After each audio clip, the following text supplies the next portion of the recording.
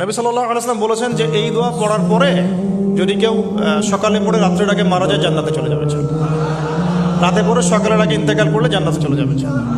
সাইয়্যিদুল ইস্তিগফার, সাইয়্যিদুল ইস্তিগফার। আমার সাথে বলবেন আল্লাহুম্মা আনতা রাব্বি লা ইলাহা ইল্লা আনতা খালাকতানি আনা আবদুক ওয়া আনা আলা আহদিক ওয়া ওয়া'দিকা মাসতাতা'ত আউযু বিকা মিন শাররি মা সানা'ত আবুউ লাক বিনি'মাতিকা আলাইয়া ওয়া আবুউ বিযানবি ফাগফিরলি ফাইন্নাহু লা ইয়াগফিরু যুনুবা ইল্লা আনতা।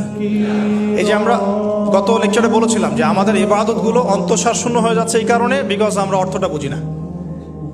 এই যে দোয়াটা আপনি করলেন, তো কি পড়লাম? আল্লাহ পাক বলছেন, নবী সাল্লাল্লাহু আলাইহি ওয়াসাল্লাম বলছেন আল্লাহুম্মা হে আল্লাহ আনতা রাব্বি, আল্লাহ তুমি আমার রব, খালাকতানি তুমি আমাকে সৃষ্টি করেছো, আনা আবদুক আমি তোমার বান্দা, ওয়া আনা আলা আহদিকা আমি তোমার সাথে যে অঙ্গীকার করেছি এর উপরে আছি, মাস্তাতাউ থাকার চেষ্টা করছি, আমি সাধ্যমতো থাকার চেষ্টা করছি। আবুউ লাকা বিনি'মাতিকা আলাইয়া আমার উপরে আমার যে উপরে তুমি যে নিয়ামত দিয়েছো আল্লাহ, এগুলো আমি স্বীকার করছি। হে আল্লাহ তুমি আমার উপর যত নিয়ামত দিয়েছো আমি স্বীকার করছি। ওয়া আবুউ বিযানবি আমার যত গুনাহ আল্লাহ সব স্বীকার করছি। এইভাবে যদি বান্দা আল্লাহর কাছে দোয়া করে আল্লাহ মাফ করবেন না? সুবহানাল্লাহ।